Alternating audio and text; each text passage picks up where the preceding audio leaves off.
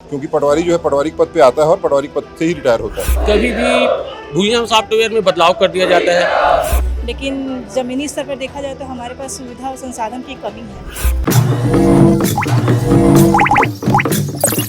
छत्तीसगढ़ में आज राजस्व विभाग का काम पूरी तरीके से ठप पड़ा है। दरअसल जितने भी पटवारी हैं उन्होंने आज धरना दे दिया है। इस बात पे आज यहाँ पे आपको बता दूं कि रायपुर के जितने भी पटवारी हैं वो यहाँ बैठे हुए हैं। ऐसे ही छत्तीसगढ़ के अलग अलग ज़िलों में जितने भी पटवारी संघ के लोग हैं उन्होंने बैनर तले, पटवारी संघ के बैनर तले आज धरना देने का फैसला किया है। इनकी क्या मांगे हैं, क्या इनके जो बातें हैं जो सरकार तक पहुँचाना चाहते हैं, सरकार क्यों इनकी बात ये सुन रही है, इनसे जानने की कोशिश करते हैं। क्या मांगे हैं आपकी? हमारी प्रमुख मांगों में वेतन विसंगति दूर किया जाए, पदोन्नति के रास्ते खोले जाए, क्योंकि पटवारी जो है पटवारी के पद पे आता है और पटवारी के पद से ही रिटायर होता है। उसके अलावा हमको अतिरिक्त प्रभार का हल्के दिए जाते हैं, उसके लिए भत्ते बढ़ाए जाए, स्टेशनरी भत्ता बढ़ाया जाए, नेट भत्ता दिया जाए। साधन संसाधन की मांग है हमारी, क्योंकि भूयम के कारण पूरे अभिलेख जो है कंप्यूटरीकृत हो चुके हैं और सारे अभिलेख जो है वो बिना कंप्यूटर के चलते नहीं। उसके लिए नेट और कंप्यूटर की जरूरत पड़ती है, वो सब शासन के द्वारा आज तक नहीं दिया गया। हम लोग सुविधा विहीन होकर के भी शासन का काम किए जा रहे हैं और FIR है, छोटी छोटी गलतियों पर FIR कर दिया जाता है, जिसमें शासन जो है बहुत सारे प्रावधान है उसको आगे लेकर के अपील में लेकर के या उसको करके सुनवाई करके और भी वो कर सकते हैं, लेकिन किसान जाता है सीधा सीधा FIR दर्ज हो जाता है। भूया को लेकर के सबसे ज़्यादा शिकायत है, भूया को लेकर के, तो इसमें किस तरीके की दिक्कत आप लोग आती है? क्या टेक्निकल जो नॉलेज है वो नहीं प्रोवाइड किया जा रहा सरकार के द्वारा, या जो अपडेट आता है लगातार उससे दिक्कतें होती हैं? इसमें तो सरकार द्वारा किसी भी प्रकार के साधन संसाधन नहीं दिया गया है, पर्याप्त प्रशिक्षण नहीं दिया गया है। पटवारियों की जानकारी के बगैर या बिना प्रशिक्षण दिए कभी भी भूयम सॉफ्टवेयर में बदलाव कर दिया जाता है।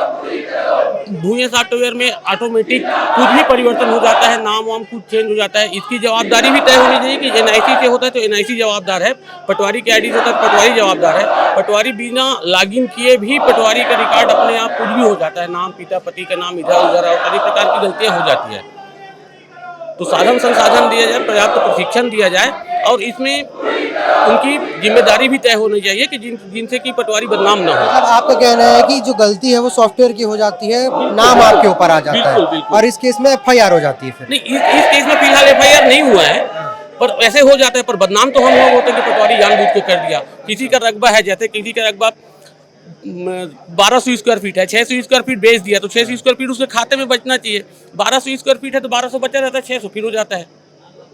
मतलब किया कोई और, भरे कोई और, ऐसी समझ जाइए। पर इसके लिए कोई जवाबदारी नहीं, पटवारी की गलती है ऐसा बोल देते हैं। सारा नाम पटवारी पर आ जाता है। फिर क्या, फिर किस तरीके का एक्शन लिया जाता है आप लोग के साथ? फिर उसमें त्रुटि सुधार होता है, उनकी ID भेज करके पुनः उसको एडजस्ट करते हैं, ऐसा है विकल्प उसमें। मतलब टेक्निकल नॉलेज की कमी हो जा रही है, इस वजह से दिक्कतें आ रही हैं। दिक्कतें आ रही है। एक बात और आती है, जैसे आज उन्होंने जिक्र किया, आप लोगों ने अपने मांगों में जिक्र किया है, FIR का जिक्र किया है, बार बार FIR। ऐसे कौन कौन से मामले हैं मैडम जिसपे FIR का सामना करना पड़ा है पटवारी लोगों को, और किस किस तरीके की दिक्कतें आती हैं? दिक्कतें तो बहुत सारी आती हैं और मामले भी बहुत सारे हैं। कई बार ऐसा होता है कि हमारी गलती ना होते हुए भी हम पर सीधी FIR हो जाती है। तो शासन से हमारी यही मांग है कि बिना विभागीय जांच के कोई भी इस प्रकार की FIR ना हो। और ऑनलाइन काम करने में भी हमको बहुत सारी दिक्कतों का सामना करना पड़ता है। सबसे पहली बात तो संसाधन हमारे पास है नहीं, चूँकि आजकल सारे भूया पूरा ऑनलाइन अपडेटेड हो चुका है, लेकिन ज़मीनी स्तर पर देखा जाए तो हमारे पास सुविधा और संसाधन की कमी है। तो शासन से यही मांगे कि हमें जो इंटरनेट भत्ता है, लैपटॉप है, ये दिया जाए ताकि हम सुविधापूर्वक हम आम आदमी का काम हम निपटा सकें। जब से आप लोगों ने ज्वाइन किया है तब से लेकर के सारी चीज़ें बदली है, टेक्नोलॉजी बदली है, पेपर का काम अब ऑनलाइन हो चुका है। तो सरकार की तरफ से कभी आप लोगों को कोई ट्रेनिंग, कोई वर्कशॉप, क्या समय समय पर कोई अपडेट, इस तरीके की जानकारी मिलती है? समय समय पर प्रशिक्षण जरूर दिया जाता है, लेकिन वो काफ़ी नहीं होता है। कई बार क्या होता है, बहुत बल्क में, समूह में हमको प्रशिक्षण दिया जाता है, नहीं दिया जाता ऐसी बात नहीं है। शासन से हमारी तरफ से पूरी तरह से लेकिन हम ये चाहते हैं कि बहुत छोटे समूह में, या देखिए हम में से मैक्सिमम लोग ऐसे हैं जो पूरी तरह से तकनीकी रूप से प्रशिक्षित नहीं होते हैं। हम अलग अलग फील्ड से आए हुए लोग हैं, तो इसमें एक होता है कि प्रशिक्षण हमको प्रॉपर मिलना चाहिए। कई ऐसे लोग होते हैं जो रिटायरमेंट के नज़दीक होते हैं, जिन्हें कंप्यूटर की नॉलेज कम होती है, एज हो जाती है उनकी, और उस एज में पहुंच के इस प्रकार की आज की टेक्नोलॉजी समझ पाना, या हम खुद मतलब टेक्निकल फील्ड से नहीं हैं तो उसमें हमको दिक्कतें आती हैं काम करने में। एक बात और आती है, यहाँ पे बाकी लोग भी हैं, आज आप लोग यहाँ धरने पर बैठे हैं, ठीक है, सरकार मांगे कब तक मान लेगी, आपको क्या लगता है? देखिए, सरकार तो अभी तक सुन नहीं रही है। सरकार को तो सुनना हो तो 2 साल पहले भी हम लोग उनके आश्वासन पे ही वापस आए थे, और पिछले 24 तारीख को भी हम लोग जो ज्ञापन दिए उस पर सरकार चाहती तो सरकार के नुमाइंदे जो वहाँ पर प्रशासनिक अधिकारी बैठे हैं वो भी बुला के हम लोग बात को सुन और समझ सकते थे। लेकिन चूंकि शासन अभी तक कोई पहल नहीं की है तो मुझको नहीं लगता इतनी जल्दी शासन मानेंगे। आज आप लोग धरने पर बैठे हुए हैं, कितना काम ठप पड़ा होगा? पूरे के पूरे काम ठप पड़ गया, सरकार का पूरा काम ठप पड़ गया। अभी भूमिहीन न्याय योजना का काम चल रहा है, राजीव गांधी न्याय योजना का काम चल रहा है, तो बच्चे लोगों का आजादी प्रमाण पत्र काम चल रहा है, सब ठप पड़ गया, पूरा ताला लग गया दफ्तर में।